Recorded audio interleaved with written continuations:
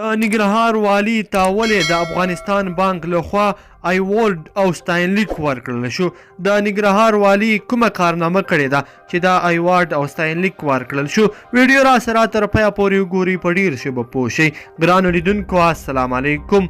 ننګرهار والي ته د افغاني ترویج په برخه کې د مؤثر او قاطع اقداماتو له امله د افغانستان بانک له لوري ایوارډ او ستاینلیک ورکړل شو. ننګرهار والي شاه محمود میاخیل ته د افغاني ترویج په برخه کې د مؤثر اقداماتو ترسره کولو له امله د افغانستان بانک عمومي رئیس واحد الله نوشیر له لوري د یوې غونډې په ترڅ کې ایوارډ او ستاینلیک ورکړل شو او په یاده برخه کې د ده ترسره کړیو هڅو قدرداني یې وکړه. په دې غونډه کې د دې ولایت دولتي او خصوصي بانکونو مسؤلینو، سوداګرو، اصنافو، د ښاروالۍ او یو شمېر نورو ادارو مسؤلینو او استازو هم ګډون کړی و. د افغانستان بانک عمومي رئیس واحد الله نوشیر د افغاني ترویج په برخه کې د ننګرهار د والي د مؤثره او جدي او قاطع اقداماتو ستاینه وکړه چې په ډیر کم وخت کې خلک فکراً دې ته چمتو کړل چې یوازې افغاني وکاروي او نن په ټول ننګرهار کې د راکړې ورکړې پر مهال یوازې افغانۍ استعمالیږي.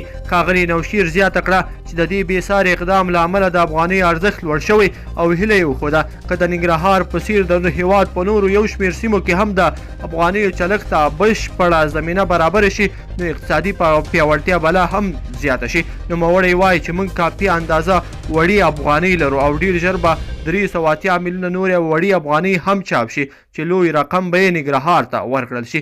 ګرانو لیدونکو په دې هیله چې ویډیو به مو راسره تر پایه پورې کتلی وي. که چیرې مو همدغه ویډیو خوښ شوي نو حتما یې در سره لایک کړئ او نور ملګرو سره یې هم شریکه کړئ. مننه.